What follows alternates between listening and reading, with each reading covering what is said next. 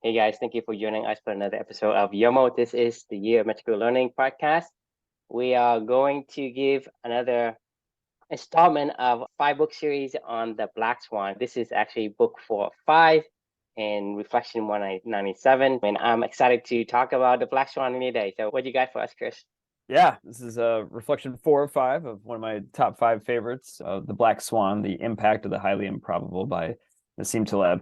Just a recap about The Black Swan. It's a book about the impact of the highly improbable events that are the outliers in society of the bell curve, I guess. The 2 points that are like on the ends of the bell curve, right? And how those events that nobody ever expects that happens actually are the ones that are the most transformative and truly actually push us forward in society. Events that happen around the median, don't really change anything about the course of the day, but the ones that are those true outlier events, those are the ones that just dramatically change the way that everything is seen. So this book in particular is just one of my favorites, and I know it's one of your favorites and something that really got me thinking a lot. I personally love the author too. I mean, I think he's a very provocative author, makes you think, and he's got a soul in the game, if you will. I know it's something he says in another one of his books, where he truly believes in the impact of the highly improbable and the impact that it plays on his life, and he spends a lot of time writing and thinking about it, and you can tell, and that comes across in his work, and it's entertaining and also provocative at the same time.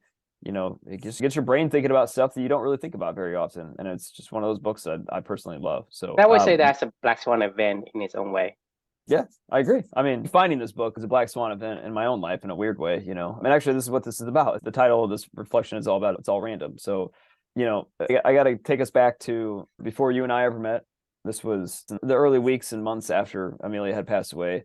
Most of my days were spent, well, in a lot of pain, but mostly spent asking a lot of questions around, like, why did this happen? I remember taking our nightly walks every night with my wife and I, just in silence next to each other, and I don't know what she was thinking about, but I knew what I was thinking about. And it was, how did this happen? Like, why did this happen? Like, why is our family going through this? Why did they take a meal? I mean, it's just so many questions about, why didn't I do this? Or why didn't I do that? Or why didn't I make this happen? Or why didn't I have this happen? Or how did this, like, why did a tiny little innocent baby deserve this? Like, just a lot of things that, like, you're not supposed to think about, but, I couldn't help but think about, because that was all that was on my mind every single day, all day long. Right.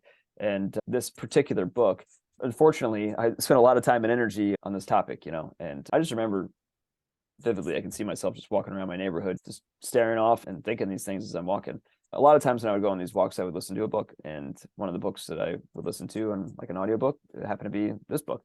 And this was maybe a few months after Amelia had passed away. It was before I met you too. So it was in between, like, it wasn't immediately after this. This was probably, it wasn't immediately after Amelia passed away, but it was probably like maybe 2 months or so in. So, and, I'd already been exploring and curious and asking a lot of questions. And then I came across this book, and, one of the things this whole thing is all about is it's all random, right? Like, life's all random. And I had this aha moment as I was walking one day, it just kind of all clicked. And I was like, man, it's all random. Like, everything that happened to Amelia was random. There was no answers to these questions. Like, there was no reason why this happened, anything deeper beyond this happened, right? Like, this was an event that happened. And even though I didn't want it to happen, I would rather have my daughter here with me. Like, it wasn't her fault. It wasn't my fault. It wasn't her doctor's fault. It wasn't her nurse's fault. It wasn't Felicia's fault. It wasn't anybody's fault. It was just an event. And, I don't even know that God has control over these things a lot of times, to be honest with you. I think he may have designed this whole system to be completely random, so he can kind of take himself out of it and let it all work itself out, and, like, that's the beauty of life. There is no blueprint. It doesn't make sense. There's no linear connection. There's no, well, this happens and this happens and this happens. It doesn't run on design. We love order and consistency in our brains, but that's not how this world works. Like, this world runs on chaos, and it runs on randomness, and randomness is not flawed, actually, ironically. Like, randomness always finds a way to work itself out in the end of the day and propelling life forward in one way, shape, or form or another. And for me, like, this was just a huge aha moment. It was relieving almost to know. I felt freeing. It freed me from the burdens of kind of like the shackles of walking around all the time thinking, like, why wasn't I there that Friday that Amelia got sick again when the doctors came around to check her? And why couldn't I have been there to be that person that was there to check on her a little bit more frequently, or to question the doctors more? Or why didn't I take my wife to the hospital like the day before when Amelia was born, when she thought she expressed some discomfort or something like that, and we didn't know what was wrong? Or why didn't I do this? Or why didn't I do that? I don't know. There was something there. It's like you're chained when you're trying to find answers to stuff that there is no answers to. And, like, this particular thought of it's all random was kind of freeing to me. I mean, it was like I could just forgive myself. I could forgive everybody involved in this whole entire thing, and just say, okay, I get it. It's random. It wasn't anybody's fault. There is no dissecting that can be done that will help change anything. There is nothing that anybody could have done. There's nothing that anybody will be able to do in the future. It just is what it is at this point in time. And I have to accept it and figure out how to move forward with my life. That's kind of where I'm at today. After I really released myself from the idea that life has some order and consistency, that I had some control over it, it was a way for me to kind of reset myself at ground zero to say, okay, well, knowing that is the case, like, how do I move forward in this life, with any sense of purpose and make this world, the best I can make it myself? And that's when I started to really dive into the idea of values, inspired by my daughter, and trying to figure out how she did it. And then that's been what I've been on this journey ever since. And then along the way, I meet people like yourself and everybody else, and the rest of the story from there. So for me personally, this particular book, this particular lesson was one that I'll never forget, just because I was like, man, it freed me from the burdens of a lot of the stuff that was going on in my mind, and allowed me to regain my curiosity and my own imagination of, okay, well, if this is the case, then how do I move forward in life? How do I find a way to still live the best life that I can live in honor of my daughter? And yeah, I mean, love to get your thoughts on it. Yeah, so sometimes an answer is no answer, right? And I think having the ability to understand that allows you to move on. And, the act of randomness is basically a design for us as humans. Because you think about, if we know stuff, let's say you play a game with somebody and you know exactly how this person is going to play, and you know how to beat that person, you won't have any fun. I don't know why, but that's just the way that we feel. So we, like I said before, we have a need to explore and discover. So the joy of finding out something new makes us want to continue to go forward. If you don't have that discovery gene in you, then most people just don't survive. They don't have anything to live for.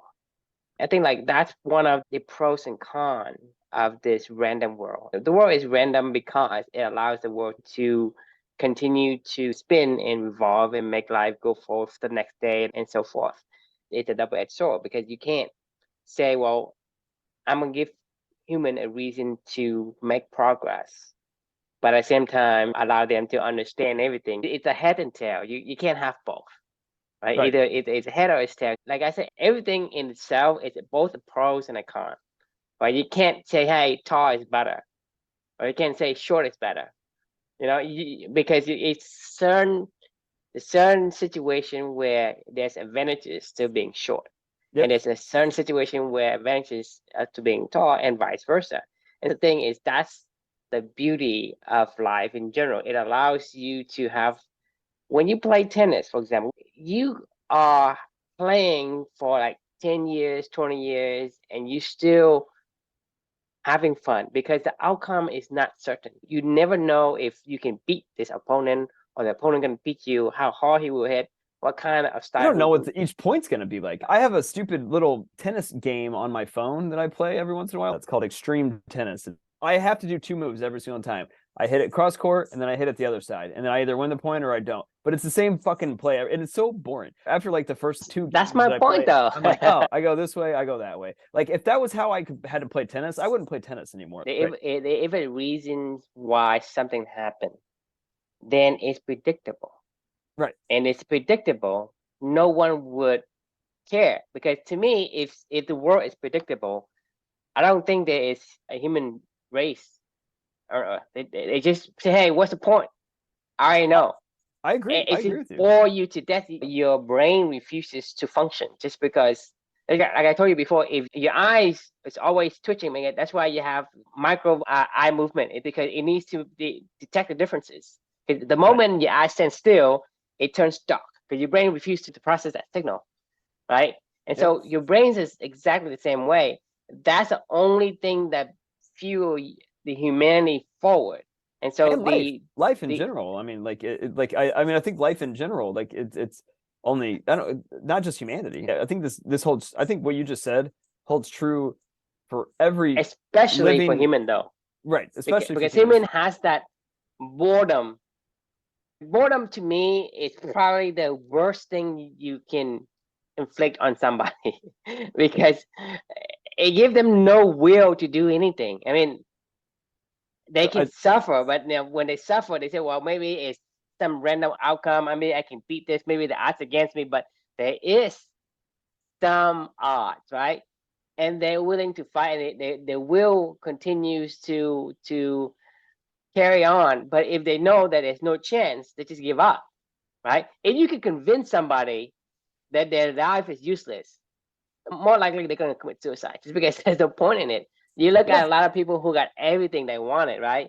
They have to go do some things to make sure they're alive, get a kick, right? Do cocaine, do drugs, go, bungee jumping, go, rock climbing or whatever to kind of get that feelings of, hey, there is something that, I'm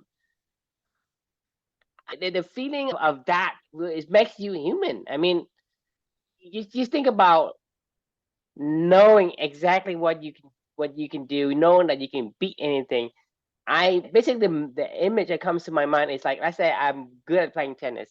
I'm No, playing Michael against, Phelps.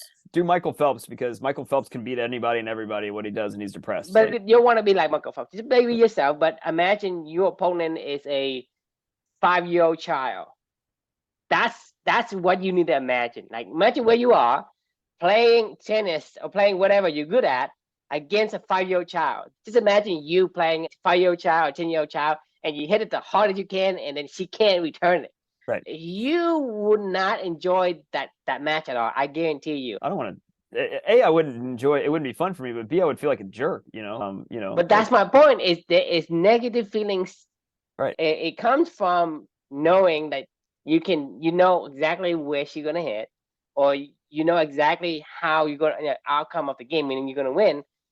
That takes out the fun for you, and that's the way humans are being designed in a way that's what we yearn for. We yearn for explorations and discovery. We want the aha Yeah. of the moment, and without randomness, there's no aha. So the randomness in our world, to me, I believe, is actually the engine that propels life.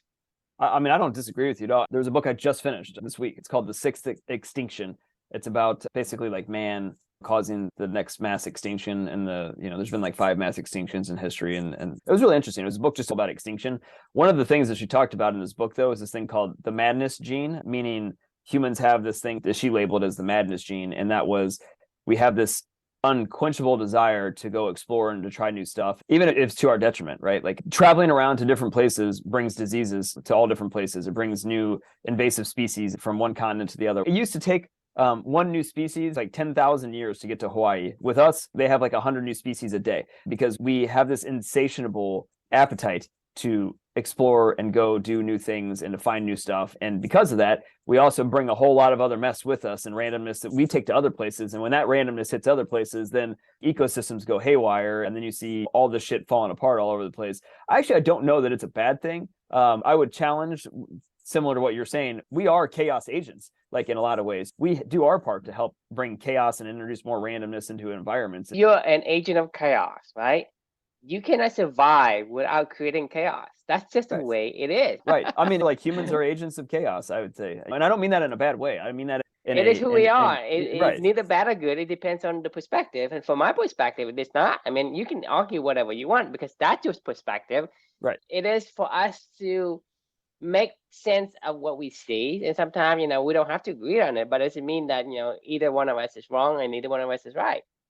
Right. I can't overstate it enough. Like, the freeing feeling that I had when I was reading this book, is one of the reasons why it was so impactful for me, because I remember vividly like this exact thought of going, well, shit, it was all random. Like, I mean, this wasn't just some targeted attack on Amelia, like, this it sucks, but like, this just happened, right? Like, there was no blame to go around. There was nobody for me to point my finger at. There was nobody to get angry at. There was nobody to get upset about, but like, so it's a double-edged sword. What you said earlier, I think you're spot on with your thoughts in general, But like, here's the double-edged sword, because you said if somebody thinks that this is all there is, then why even be here? Just kill yourself, right? If it's all random and you have no control and blah blah blah, then why are you even here? Well, that's the point though. That's the point though. You are agent of chaos, and chaos is what you want.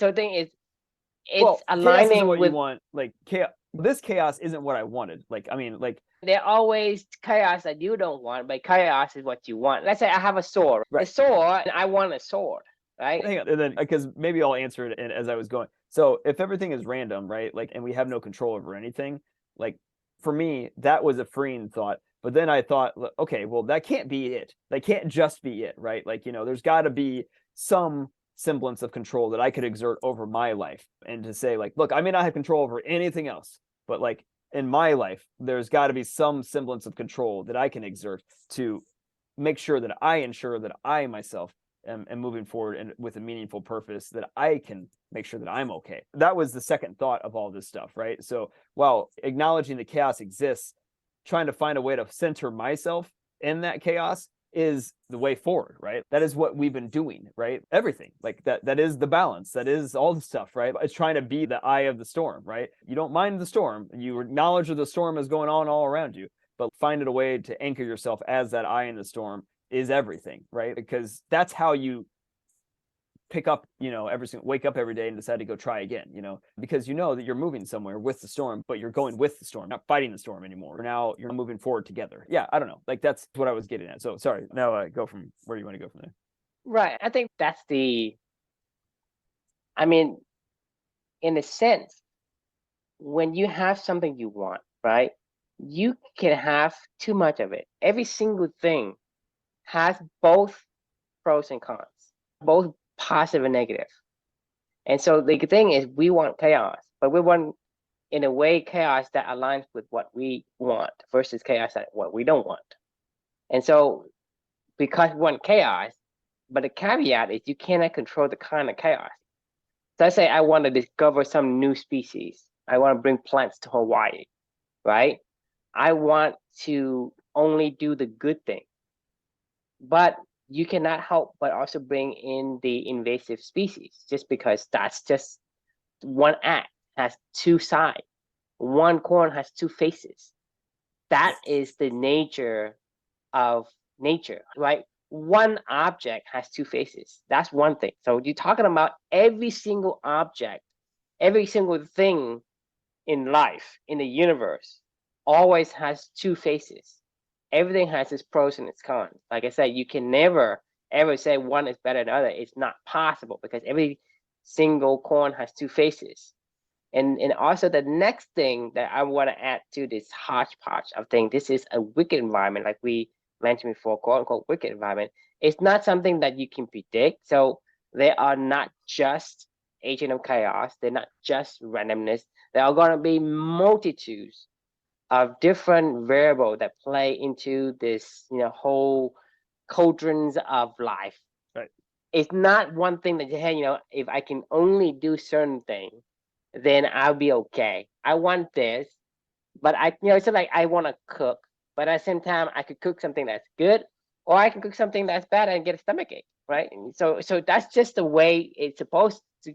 That's the way it goes. There's always chance when you start to cook something for a hearty meal. You could also inadvertently, there's a chance for you to cook something that is terrible and bad for you, even kills you, right? That's one of the reasons why we have such a varied diet, because we took a lot of chances on random shit to eat, and we were like, oh, well, this killed that dude. This killed Carl, but that one didn't kill Stan. So let's eat that. You get my point, though, right? Every single act, like one single act, has multiple outcomes. So yes, chaos is what we want, but the chaos that comes to you, it wasn't the kind of chaos you want. Right. If you get my point. But thing is, what drives us could also kill us. A sword, like I say, a sword could protect us, but it also kill us. Right? I mean, it's just the fact of life. The fact of that, one thing could turn on you the next minute. The table, like you say, the table have turned or whatever, the phrase that we use. It's just that you can't have one without the other. But standing still is not an option, like either. Like, I mean, like I think the one thing that you and I can both Well, even agree on standing still, is, it has two faces, right? well, So that's what everything I has. mean. That's what I'm saying. Is like standing still isn't even an option. Like it's It's an like if option no, well, I mean it is an option, but like because it's the option is you die. right, exactly. Yeah, Hey, life is so boring, right? right. What's the point, right? You will die. You put it like let's imagine you live in a place where there's nobody, and you know the thing is people can survive on a desert island for a long time because there's a hope that they know there's other people out there. But if you're on a desert island and you know, or somebody convince you that you are the only one on Earth left, Yeah. you're the only. You can't survive that long. No, not at all. So in that same Sixth Extinction book, it was actually really interesting. I think you might actually find it interesting. I would check it out if I were you. I just know how your brain thinks. I feel like that would be something you'd be interested in. They talked about this psychology experiment they did between monkeys and humans. This goes back to what we learned from that Jonathan Haidt book, The Righteous Mind, about like, you'll never see two monkeys ever like working together on anything. They did like these intelligence tests with 4-year-old children and like monkeys. The monkeys killed the kids in creativity, ingenuity, like problem solving on their own. The biggest difference was when one of the kids figured out something, all the other kids figured it out after that one kid figured it out, and they socialized that answer very, very fast. The monkeys didn't do that ever. The monkeys were like, I'm solving my own shit. I don't cooperate with other people. I don't mirror what somebody else is doing. Like, we collectively learn, but they're more intelligent on an individual level. Yep. We are more intelligent on a collective level. So to your point about the whole, we're not intelligent on a collective level. Collectively, we're more than one, because when you compare 10 humans, like 10, let's say you give a monkey of a rating of a 5, right? Each monkey has a 5 rating of 10 intelligence, and each human has a rating of 1. But 10 ones is going to beat, right, a 5 any day, right? And the thing is, because human they group together, so their intelligence combine and adds up as the monkey, and even Neanderthals, they do this. They don't cooperate. So therefore, you go and fight one at a time, and you just beat them up, and you make them extinct. The meaningful relationship is the gene that you have to express. As a human species, as a Homo sapien, you have to express that gene. Like I told you, you can be, hey, I'm richer and I'm smarter than Jeff Bezos, but the caveat is you can't tell a single soul. That means nothing to you. It means nothing if you can't tell a single soul the kind of achievement you have accomplished. It means nothing. It becomes sometimes that kind of bottling up the needing to say it tortures you. So that's what I'm saying, is that gene, it compels us to share. Why do you think we're doing what we're doing right now? Like, I had all this stuff bottled up in my head, and that was why I was like, I got to write some of this shit down. I got to express it through, like, mentoring and whatever else, and you and I would have some fun conversations, but like the dam was overflowing, and I was like, I got to get this out, like, and share it with somebody's going to care about this, like, which is why I started writing it down, and why we started talking about it. I was like, even writing it down wasn't purging me enough. I was like, I want to fucking talk to somebody about this, but you have to. I read this book about this mass extinction, right? Gives you the, hey, this feels great. I get to tell True about this. I get to tell Felicia about this, and I get to tell Luca about this, right? Well, the thing is, that's what I'm saying is, the thing is, you imagine, like, even if you don't care, the act of you saying it, satisfies you to a certain level. It becomes more emotionally positive when you tell somebody, and they are also excited for you. And that's when you have the maximum positive energy for the thing that you did. And for us, that is the essence of what life makes us feels like. The meaningful relationship, cornerstone of company, that is the human nature. It's human nature. We want to find things that we're good at and to discover that path and share it with somebody else. So that was a cornerstone of human genetics. That's just human nature. Human has those genes, and those genes are essentially responsible. It's our phenotype. It's like our expression of our genes is our phenotype, right? Like, so it's our phenotype. I mean, that is us beavering on purpose, is discovering new things and sharing with people. Like, to your point, it is all random, and that's a good thing. because the randomness allows us to discover new shit all the time, and then we can share it with more people, so it feeds the beast, all the time. And that's good, like, because the randomness is the engine that allows you to go forward. Anchoring yourself in the middle of that randomness is important, I think, personally, so you can understand what's going on around you, right? Like, this is what you were just right. talking There's about. going to be randomness that you want, and there's some randomness that you don't want. So you have to make sure that I need to be able to tell, is that the randomness that I want? Exactly. Because so that's the decision you have to make, right? Right. You can't control what comes to you, but you can control what you do with it. Right. Because if something comes to you and you hang on to it, well, it's going to stick to you. If you let it go, it's going to let go. And so when you are going to say, well, the randomness, oh, there's somebody's fault that this happens to me. Maybe it's my fault. Maybe I wasn't paying attention. Maybe I'm supposed to pay attention, or whatever the case may be, right? You are holding on to something that wasn't core to you. It wasn't aligning with who you are. Therefore, it's become a struggle. So you have to be able to pay attention to the things that you want. Because you think about like a beaver, right?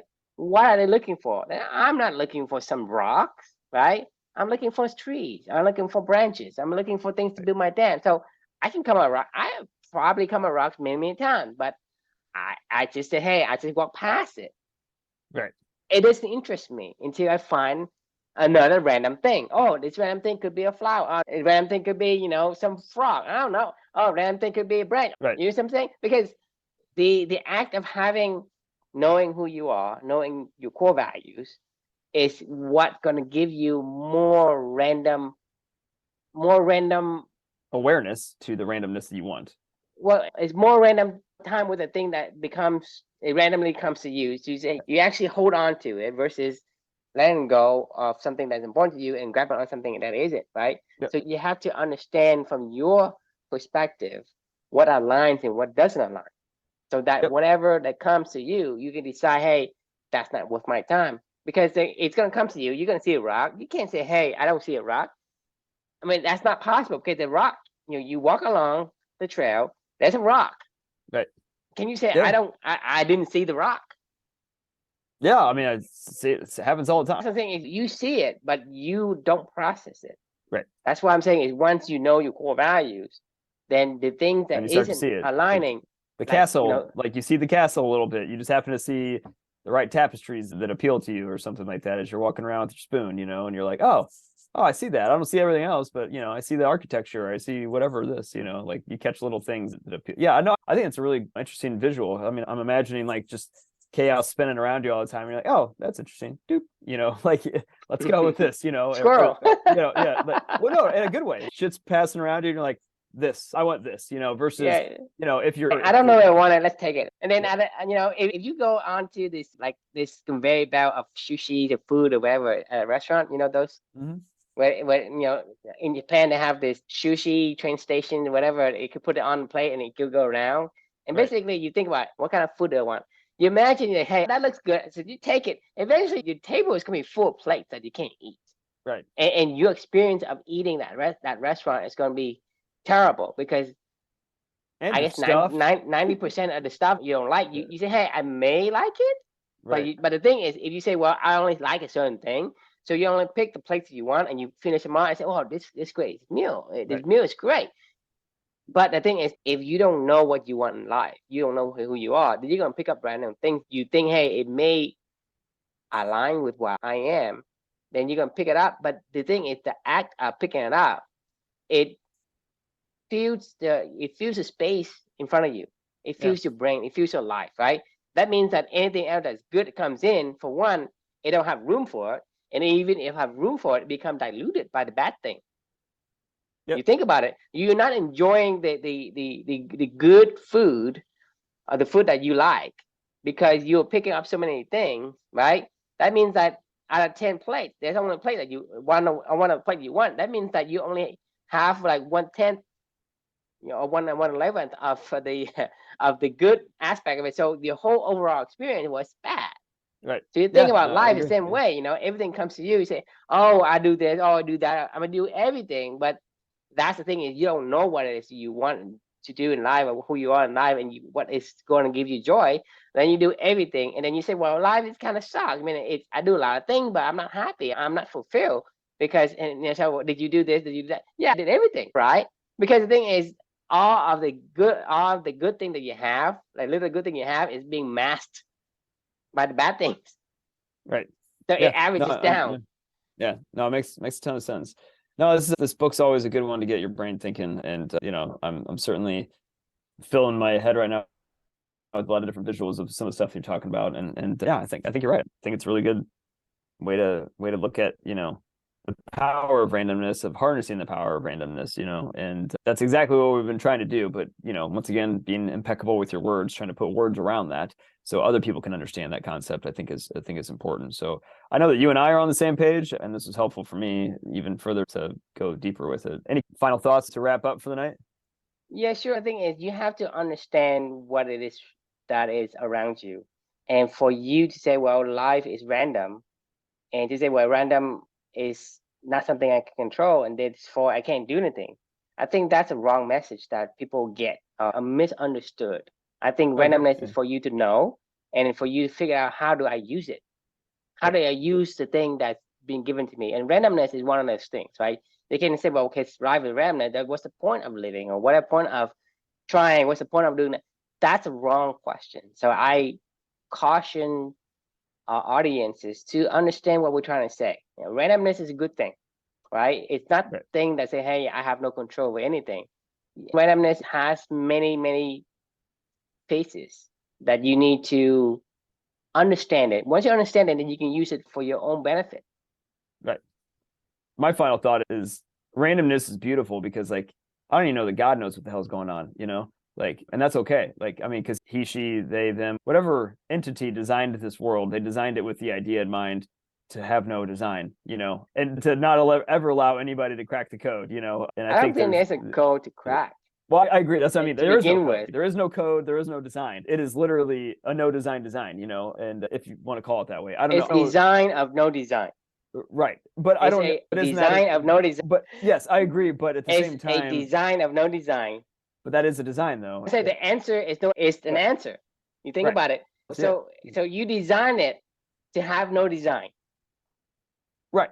Does that make sense? Yeah, no, I do know. I know what you're saying. I don't know that, going back to being impeccable with your word, I don't know that I know what the intention of what you're saying is. Right. That I said before, the evidence of cancers, or no evidence of cancer, or evidence of no cancer. That is just three word in different order. It makes a whole lot of difference. You think about it carefully, it's big difference. But that's the thing, is on the surface, it's exactly the same, but it's not. That's why it makes you think. So the thing is, you have to think about it. And design of no design as a design is completely two different thoughts. Yeah, no, I agree. I mean, and I don't even know that those are the right words to use in general of what you're trying to describe. I think there's other words. We are limited by the words that we conjure up and put in our dictionary. There might be need to be another word. That's why we have words like anti-fragile. What the hell is anti-fragile? Does anyone know what it is? Right. That's why Taleb, he had created, write his book, and he say anti-fragile. Well, he is describing what anti-fragile mean in that book. So that one word, right, took a whole book and possibly many more to describe to people what it means. So for us, we are limited by the words that we have been, I guess, formulated in the past, like design. Well, what does design mean? I mean, design means in this aspect. And so we are borrowing some word. It's not exactly kind of aligned with the meaning of the image of what we. Is it anti-design? That's what it is. Anti-design. We're talking about matter and antimatter and black hole and whatever. It's just, we have to the impeccable with our words. It's going to take some time. Yeah, I agree. Right. I mean, so we've got to go. We got to use what we have for now until we can understand a bit more, to find a better word, and to start to coin something a little bit more succinct. Right. And then write a book about it so other people can understand it. All right. Well, I think that's a good place to stop for the night. Always a fun conversation talking about the Black Swan. I'm glad we have one more. Yeah. No, they're always fun, right? You understand why I wrote 5 of them. I'm surprised it's only 5. Well, I capped myself, of just saying like, all right, I'm going to do 5, because I mean, to be fair, I've only read the book once, and there's only so much that you can retain on one pass through. If I were to go back and do it again, each one of these kind of like my favorites or whatever, I'm sure I would probably come up with another 2, 3, 4, additional reflections. But for the first pass through and just letting this stuff ruminate around in my brain, like these are the Dumbledore thoughts that I can extract and that I wanted to go deeper on. And I decided to cap myself at 5 on these particular books. So no, I'm looking forward to the next one as well. The question we can leave for everybody is, how are you exercising your control over randomness to live a life of purpose each day? That's something to think about, and hope you enjoyed the conversation. We'll see you all tomorrow. Good night.